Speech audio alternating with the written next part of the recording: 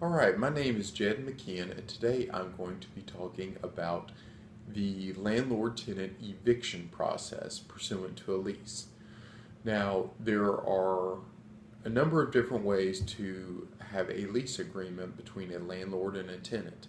It can be on a yearly lease, which is the normal process, or a month-to-month lease, or even there are many leases that aren't written but are just oral agreements between parties that someone will pay rent on a monthly basis for the use of a premises. And if there is no written agreement, it's considered a month-to-month lease. But what I'd like to talk to you about is some of the eviction processes. Now, when an eviction takes place, for an eviction to take place in the state of Tennessee, what someone first must do, a landlord must do, is have a reason to evict someone.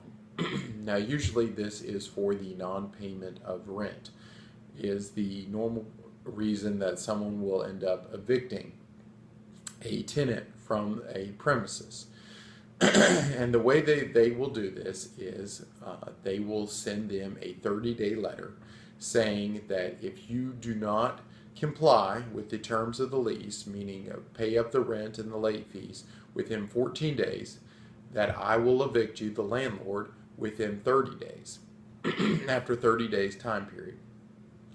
And they can also evict him for different reasons like non-compliance with terms of the lease, or illegal activity on the premises, or not keeping the property clean, things of that nature. But the primary one is the non-payment of rent. So after they send them that letter, if the rent hasn't been given within 14 days, the landlord has the ability to evict the person after 30 days. And they will go and file an eviction notice at the courthouse, and they will get the defendant or the tenant served by either posting it on the front door of the property or by having the sheriff's department serve them with a copy of the summons to come to court. Then you will actually have your court date, and you all argue about whether rent is owed or not, whether the tenant should be evicted from the property or not, and the judge will make a ruling. If the judge decides that the tenant must be evicted, then there is a 10-day appeal period. Essentially what that does is give the tenant 10 days to leave the premises.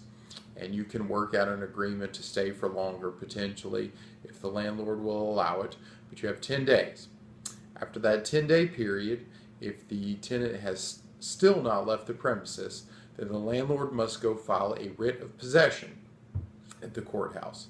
And within a day or two, they will be contacted by a sheriff's department for that county, and the sheriff's office will send someone to go and be there present at the property while the landlord physically removes the property from the premises, changes the locks, and if the tenants are still there, they will be physically escorted from the premises.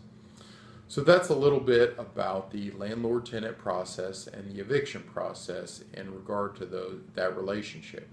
If you want to know more about this or other legal issues, you can contact me at attorney-knoxville.com or attorneyknoxville@gmail.com.